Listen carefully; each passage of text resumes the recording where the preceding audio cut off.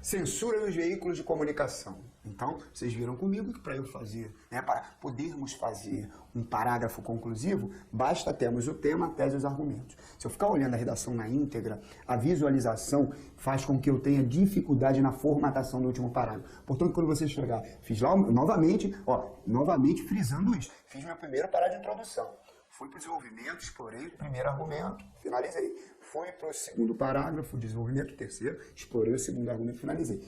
Antes de abrir a conclusão, eu coloco ao lado qual foi a minha tese, qual foi o tema dado pela banca, quais foram os argumentos.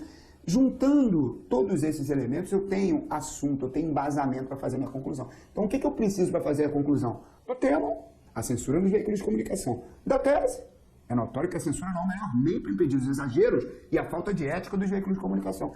E dos argumentos. Qual seria o primeiro argumento? Ela fere a liberdade, sua história está ligada à ditadura e o melhor caminho entre os profissionais seria o debate.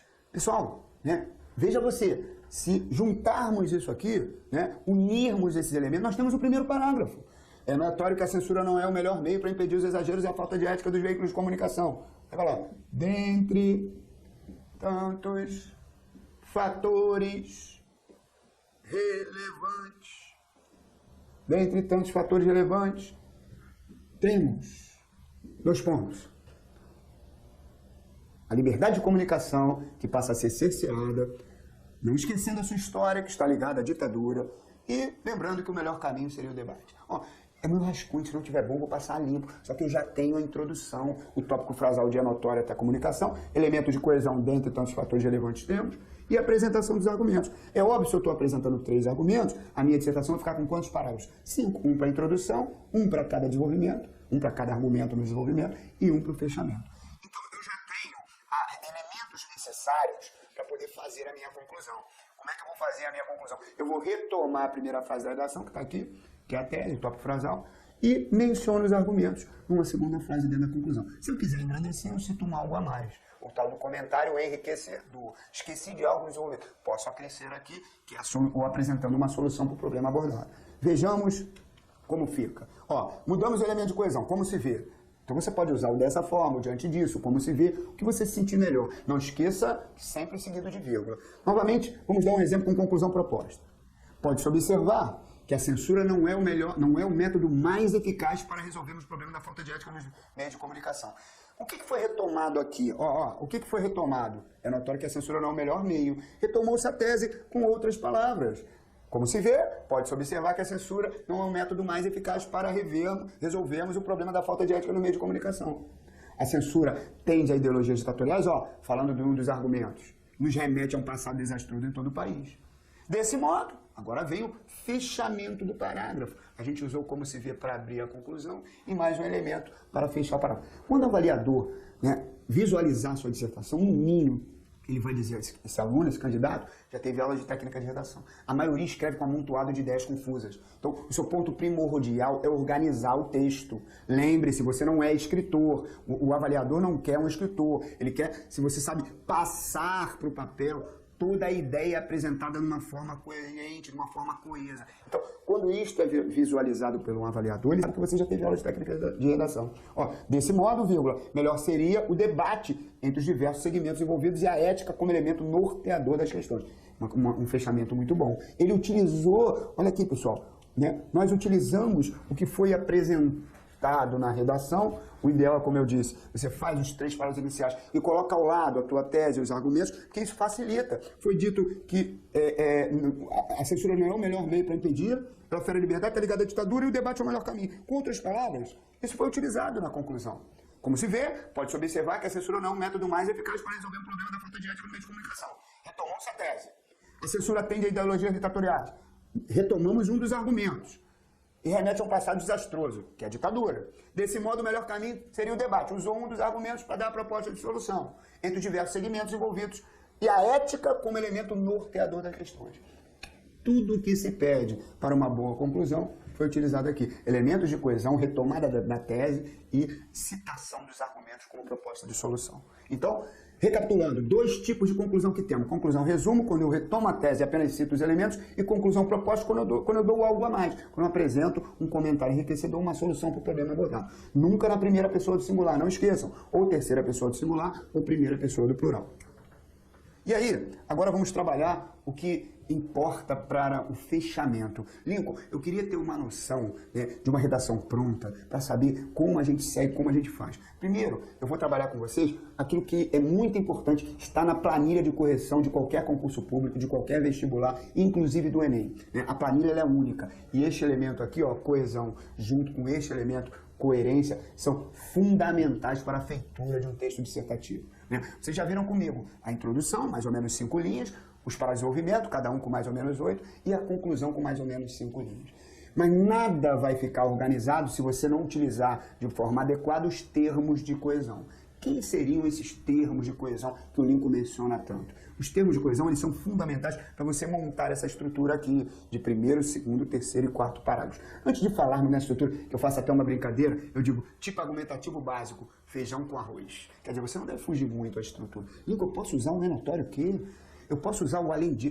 Pode não, você deve usar esse elemento de coesão. A maioria escreve com amontoado de ideias confusas. Quando você organiza o texto e apresenta esses termos, o avaliador, no mínimo, vai evidenciar que você já teve aula de técnica de redação e vai valorizar seu texto. Então, antes de entrarmos nessa correlação, eu vou mostrar a vocês, de forma bem objetiva, o que é a coesão e o que é a coerência.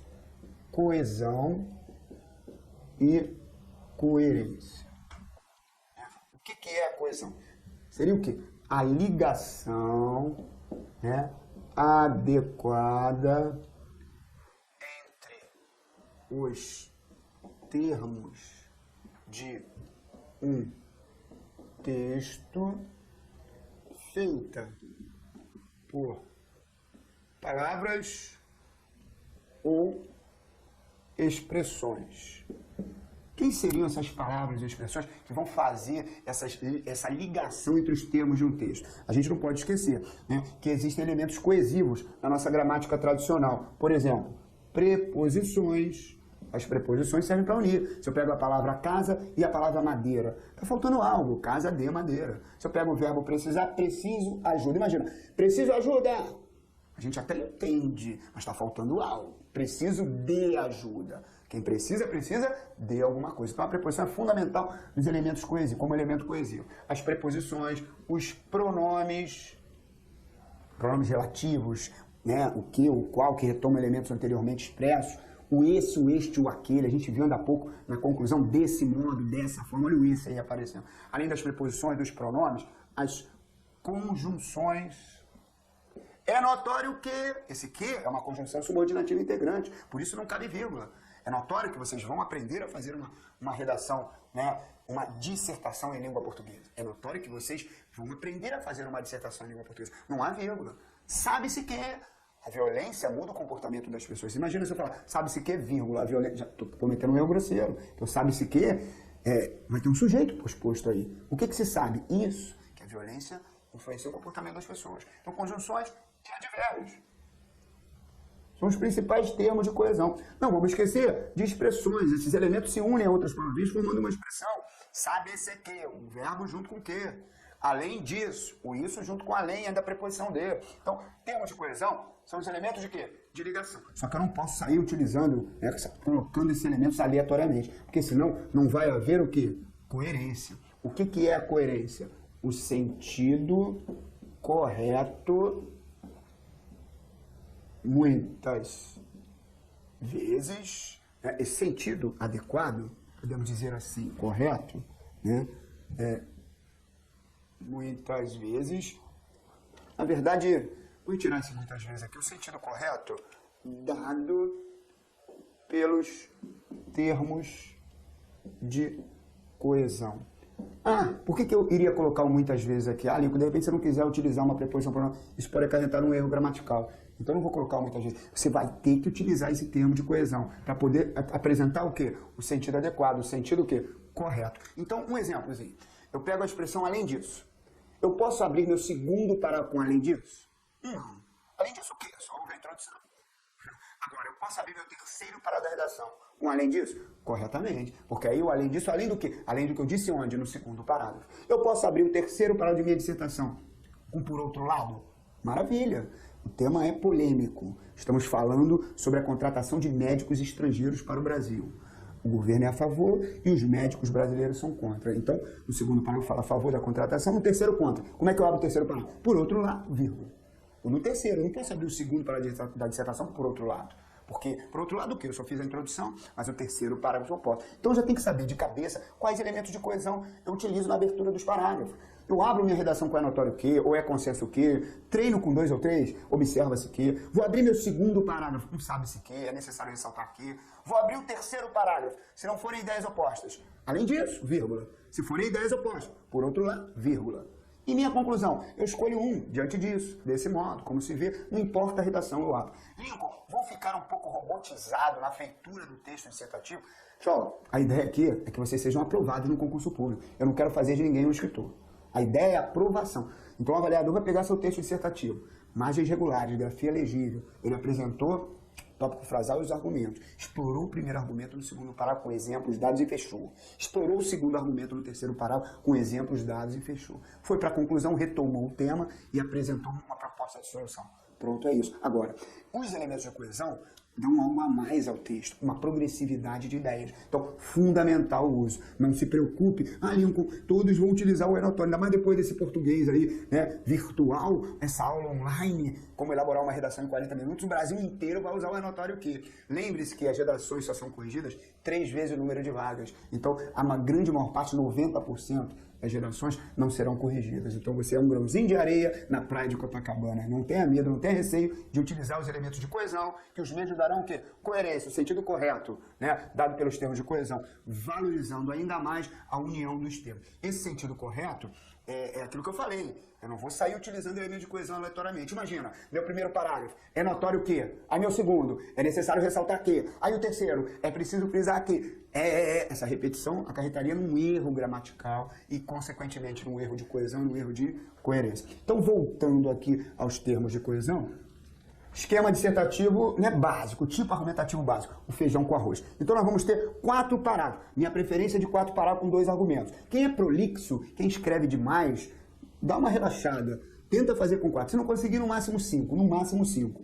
Lembre-se, nunca a redação, a dissertação vai ter 3 parágrafos. O desenvolvimento é maior do que a conclusão e a introdução. Então, meu primeiro parágrafo, não vamos esquecer, vai girar em torno de 5 linhas. O que vai conter o meu primeiro parágrafo? Tópico frasal e apresentação dos argumentos. Meu segundo parágrafo vai girar em torno de mais ou menos 8 linhas. O terceiro também, mais ou menos 8 linhas. E o quarto parágrafo, que é a conclusão, mais ou menos 5 linhas. Isso aqui é uma estrutura que a gente chama de estrutura tripartite. Introdução, desenvolvimento e conclusão. A Lincoln é muita matemática, isso vai sair naturalmente se vocês seguirem as orientações do nosso cursinho de redação. Por isso, saiba como elaborar uma redação em 40 minutos. Algumas coisas você já tem que estar pronto para a hora do texto. Elemento de coesão, o que eu vou escrever na primeira linha, na segunda, como é que eu vou fechar. Então, o parágrafo introdutório é muito simples. Abre uma frase com uma afirmação inicial, que é o tópico frasal, né, contendo a tese, e apresenta o quê? 2 argumentos, ou 3. Vou para o segundo parágrafo, retomo o primeiro argumento mencionado, apresento exemplos, dados justificativos. Vou para o terceiro parágrafo, retomo quem? O segundo argumento mencionado, que é um argumento secundário, exemplos, dados justificativos, fechamento. Vou para o terceiro, para o quarto parágrafo e retomo a tese, a retomada da tese, e apresento uma proposta de solução. Esta estrutura pré-montada é chamada estrutura tripartite, introdução, desenvolvimento e conclusão, acaba facilitando o avaliador. Então, isso é muito bom. E para treinarmos e trabalharmos coesão e coerência, o que fiz? Peguei uma redação de uma aluna e retirei os elementos de coesão para podermos preencher e para podermos dar o quê? Coerência ao texto. Vejamos a redação que retirei de uma aluna que vai nos ajudar no entendimento do que é coesão e coerência.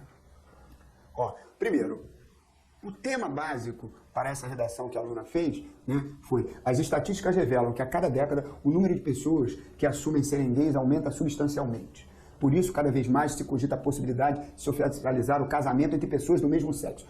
O que você pensa a respeito? As bancas adoram fazer perguntas diretas para, vamos dizer assim, induzir o candidato a responder. Eu acho, jamais. Você, em cima deste assunto, você vai montar uma tese, uma frase inicial, um tópico frasal, e vai expor os argumentos. Essa tese pode estar implícita, os argumentos podem estar implícitos, mas a ideia é que eles sejam apresentados de forma clara e objetiva. Então, primeiro nós vamos refletir sobre o tema. Qual é o assunto? A união entre casais do mesmo sexo. E a possibilidade do quê? Do casamento. Se ele pergunta o que você pensa a respeito, é um tema polêmico. Ótimo para a gente trabalhar aquela introdução, tese, causa-consequência, positivo ou negativo, aspectos favoráveis e contrários. Muitos são a favor da união, da oficialização do casamento entre pessoas do mesmo sexo, muitos são contra. E a aluna fez isso. Ela abriu uma introdução, caráter generalizador, depois apresentou um aspecto contrário, depois apresentou um aspecto a favor e fechou o texto. O que eu fiz? Eu retirei os elementos de coesão para a gente poder preencher. Atenção, na dissertação a seguir, existem algumas lacunas. Preencha adequadamente, dando coesão e coerência ao texto. Então, o assunto é a união entre casais do mesmo sexo. Vejamos, não houve título. Não vamos esquecer que o título, você só vai colocar título em sua dissertação se o mesmo for exigido. Se não for exigido, você começa da linha 1. Era como se aqui fosse a linha número 1 da redação. Você começa da linha 1. Então, quando você tem uma estrutura de uma folha de redação, ela tem uma margem aqui, e aí passa a ser numerado e assim por diante. 1, 2, 3, 4, 5. Então, Lincoln, eu começo da linha 1, dou o espacinho, apresento o elemento de coesão, não coloco o título. Se a banca exigir o título, eu coloco ele centralizado e começo da linha 2. Mas o título não conta como linha. O número de erros, ele é dividido pelo número de linhas. Então, se eu escrevo 30 linhas na minha redação, eu tenho 5 erros. Meu amigo escreveu 22 linhas e comete 5 erros também. Quem é que errou mais? Ele, porque escreveu menos. O ideal é que você escreva até a linha limite. Se a banca te dá 30 linhas, até 30 linhas de fazer dissertação, vai 29, 28, 30 linhas, é o ideal. Os alunos que fizeram isso conseguiram quase que nota máxima. É lógico, sem apresentar os erros. De repente você fala assim, poxa, Nico, quanto mais eu escrevo, mais possibilidade de errar eu tenho. Não, aí também não pode pensar assim. Você tem que organizar seu texto com os esquemas apresentados para seguir até a linha 30. Então, linha número 1 apresentada ali, o que falta? Preencher com os elementos de coesão. Já sei que vocês vão pensar, vamos começar lá com o quê? Com aquele tradicional, né? É notório que... Aí é brincadeira, mas serve. Nesse caso aqui, é mais difícil que você está colocando um elemento de coesão na redação de outra pessoa. Mas se formos utilizar aqui, é notório que os vários dos preconceitos... Aí se eu coloco o que aqui? Estarei cometendo um erro de repetição, de redundância. É notório que vários dos preconceitos que caracterizam a nossa sociedade...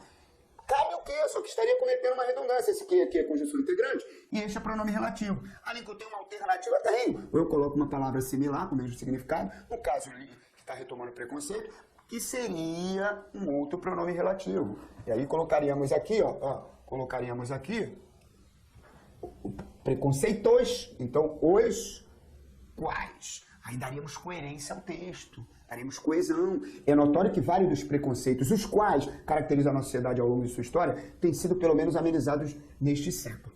Um ponto aí, generalizando os preconceitos. Até agora não entrou no assunto de união entre casais do mesmo sexo, mas está dentro desta afirmação inicial.